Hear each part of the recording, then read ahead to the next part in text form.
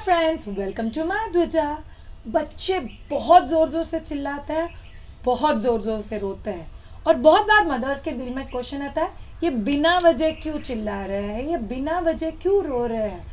In fact I have got so many mothers and students जो मुझे message करके बोलेंगे कि श्रेया, मेरे बच्चे का पेट भरा हुआ है, मेरे बच्चे का नींद ठीक से हो चुका है, हम लोग बच्चे के साथ बहुत सारी चीज़ें भी करते हैं, हमारे घर में लोग भी हैं, फिर भी हमारा बच्चा एकदम हाई पिच चिल्लाता है। ऐसे भी नहीं कि बच्चे नॉर्मली खेले, ऐसे भी नहीं, एकदम हाई पिच चिल्लाता है, जैसे कि हम लोगों ने उसको पकड़ पकड़ के मारा हुआ है, या जैसे भी बच्चा बहुत टेरिबल पेन में है, बहुत ज़्यादा तकलीफ में है। तो आज के पर्टिकुलर वीडियो में हम लोग जानेंगे साइंटिफिकली प्रूवन रूट कॉजेस जिसके लिए एक्चुअली बच्चा चिल्ला रहा है या रोता है। सो रूट कॉजेस बेसिकली मतलब क्या होता है कि यूजुअली इन 5 चीज़ों की वजह से बच्चा चिल्लाता है या रोता है, जिसको हम लोग बोलते हैं बच्चा बिना वजह चिल्ला रहा है या रो रहा है। चलिए शुरू करते हैं। पहला वजह जो बहुत इंपॉर्टेंट वजह है इज अटेंशन सीकिंग। बच्चे को अगर उस समय हम लोग का अटेंशन चाहिए, एक चीज़ बच्चे को पक्का पता है कि अगर मैं इतने ज़ोर से चिल्लाता हूँ या रोता हूँ तो ये लोग भाग के मेरे पास आता है। बिकॉज मेनी टाइम्स हम लोग को एज अ पेरेंट लगता है कि शायद बच्चा दर्द में है, या बच्चे को कोई ज़रूरत है, या बच्चे को भूख लगी है, बच्चे ने सुसु कर दिया, बच्चे ने पॉटी कर दिया, इसीलिए शायद से बच्चा रो रहा है, तो हम लोग बच्चे के पास भाग के जाते हैं। तो जब भी बच्चे को अटेंशन सीकिंग होना या अटेंशन चाहिए हम लोग का, तभी बच्चे रोते हैं अलग अलग आवाज़ निकाल के, या बच्चे अलग अलग स्टाइल में चिल्लाते हैं। तो आप लोगों को फर्स्ट वजह पता चल गया, अटेंशन सीकिंग। अभी उसके लिए सोल्यूशन क्या है?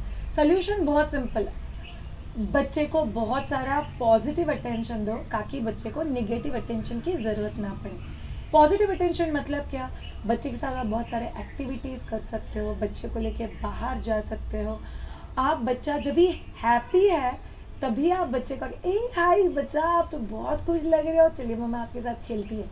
इट शुड नॉट बी कि बच्चे को ऐसा लगता है कि मैं खुश हो तो ये अपना काम करते रहती है, और मैं जब भी चिल्लाता हूँ, जब मैं स्क्रीम करता हूँ, रोता हूँ, तभी मेरे पेरेंट्स भाग के मेरे पास आते हैं। तो ये समवेयर बिलीफ सिस्टम नहीं बनना चाहिए। In fact those of you parents जिनको एक्चुअली ऐसी बहुत सारी चीज़ें सीखनी है जो आप बच्चों के साथ खेल सकते हो, आप लोग हमारा ऑनलाइन बैच ज्वाइन कर सकते हो।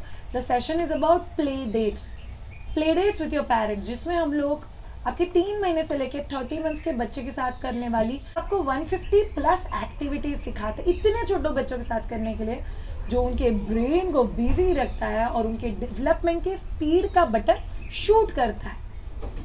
सेकेंड रीजन जिसकी वजह से चिल्लाना और रोना चल रहा है is exploring the voice.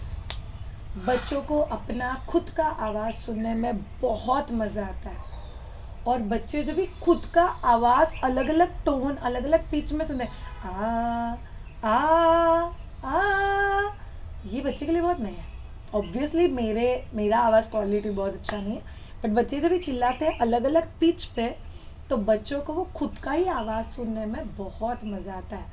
So this is called as voice exploration. इसके लिए सोल्यूशन क्या है? सोल्यूशन बहुत सिंपल है। किसी भी आवाज़ को, इनफैक्ट खुद की भी आवाज़ को बच्चा स्ट्रेस समझता है जब भी पेरेंट्स उसको स्ट्रेसफुली रिस्पॉन्ड करते हैं। जैसे सोचो मेरे घर में कुकर का सीटी बजा, बाप रे सीटी बज गया, बंद करो आवाज़ बंद करो, मेरे बच्चे का नींद खराब हो जाएगा। मेरे बच्चे का तो नींद बहुत ही कच्चा है। तो आप जैसे ही डिस्टर्ब हो गए, वैसे बच्चे को पता चलता अरे बाप रे, this looks like a harmful sound, तो ये डिस्टर्ब चीज़ है। तो जब भी नेक्स्ट टाइम कुकर की सीटी बजेगी तभी मुझे रोना है।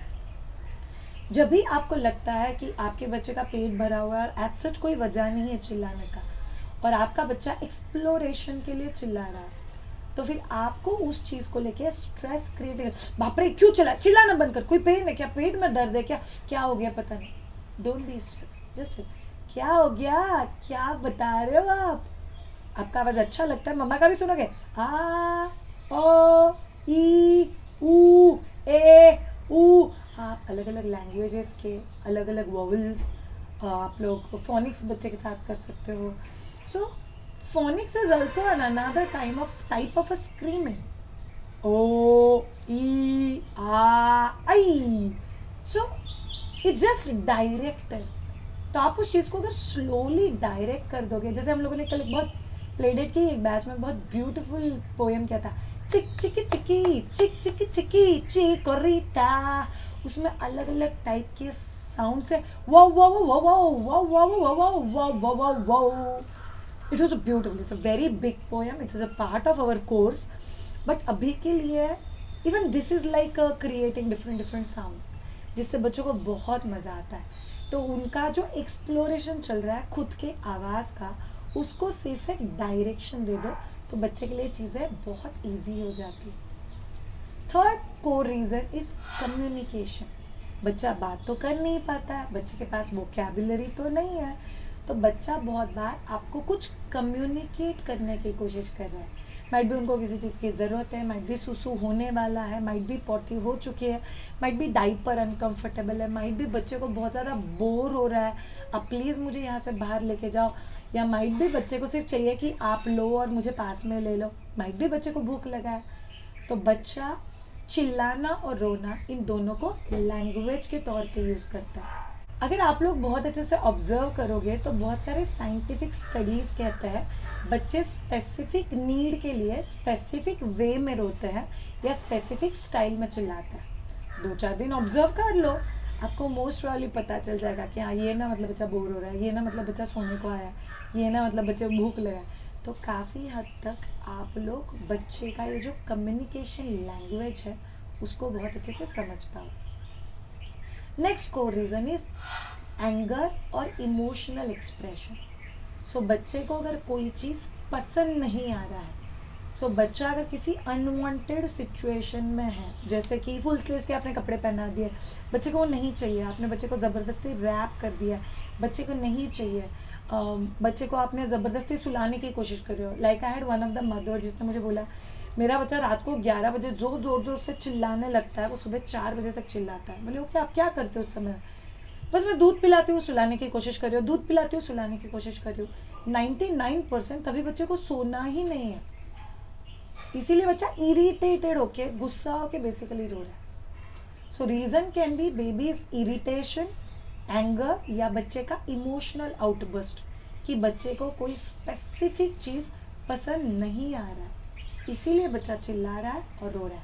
और आखिरी वजह जिसके लिए बच्चा रो या चिल्ला सकता है is as simple as just venting out their energy and using it like a play time.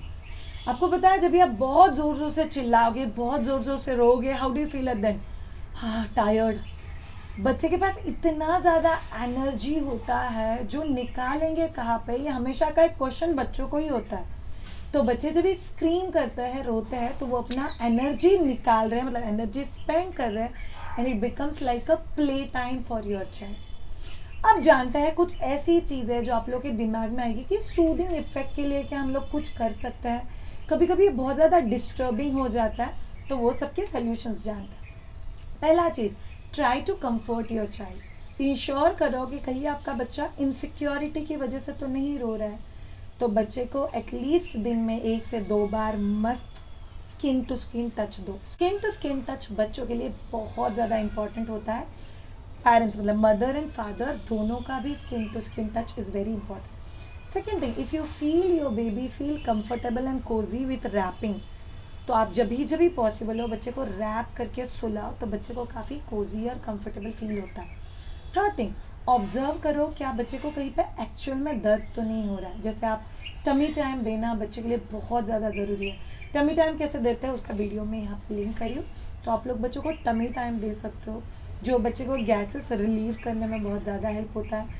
बच्चों का गैसेस रिलीव करने के लिए एक्यूप्रेशर मसाज है, उसका भी वीडियो हम लोग यहाँ पर लिंक कर रहे हैं।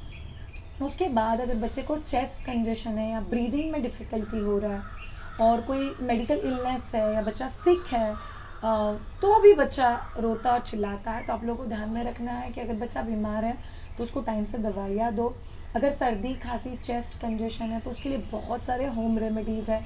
माय दुजा का हर्बल पोटली इज़ लाइक मैजिक, ये बच्चों के सर्दी खांसी में बहुत ज़्यादा हेल्प करता है बच्चे को रिलीफ फील करवाने के लिए, जो आप लोग www.maduja.com से ख़रीद सकते हो। तो वो चीज़ आप लोग बच्चे के लिए यूज़ कर सकते हो। नेक्स्ट थिंग, बच्चे का स्लीप रूटीन। बच्चे को अगर आपको सूदिंग रखना है तो बच्चे का स्लीप रूटीन सेट करना बहुत ज़्यादा ज़रूरी है। तो बच्चा यूजुअली 24 आवर में, दिन में या रात में एक टाइम सोता है और दूसरे टाइम छोटे छोटे नैप्स लेता है। तो धीरे धीरे धीरे धीरे बच्चे का बेड टाइम रूटीन सेट करो। बेड टाइम रूटीन सेट करने का वीडियो में यहाँ पे लिंक करी, तो आप लोग बेड टाइम रूटीन बच्चे का एक सेट कर सकते हो, जिससे आप लोग भी पीसफुल और बच्चा भी peaceful. Last but not the least, बच्चे को बाहर लेके जाओ, चेंज द एनवायरनमेंट जिसमें बच्चा है। सो आइडियली हम लोग बोलते हैं आप लोग दिन में एक बार बच्चे को सन बाथ मतलब धूप दिखाने के लिए घर के बाहर लेके जा सकते हो। आप बच्चे को प्रैम में एक छोटा सा चक्कर मारने के लिए लेके जा सकते हो। आप बच्चे को नेचर में जो ब्यूटीफुल चीज़ है वो दिखा सकते हो। इससे बच्चे बहुत ज़्यादा सूद और काम रहते हैं। And last but not the least, जैसे कि मैंने आप लोगों को बोला, बच्चे का ब्रेन बहुत ज़्यादा हंग्री होता है, बच्चे का एनर्जी बहुत ज़्यादा हाई होता है। आप लोग उसको जितना ज़्यादा यूज़ करोगे उतना बच्चे पीसफुल और काम रहता है। उसको यूज़ करने के लिए प्ले डेट्स ये एक अमेजिंग प्लेटफॉर्म है, जिसके बारे में मैंने आपको अभी बताया। आप वो प्रोग्राम आपके बच्चे के लिए ज्वाइन कर सकते हो, जिससे बच्चे का होलिस्टिक डेवलपमेंट होगा। उसके लिंक आपको www.mybhuja पे मिल जाएंगे। Hey all of you parents, do you wish to make your journey little more peaceful, little more confident? Then MyBhuja wants to walk with you. हमें आपके साथ चलने दीजिए।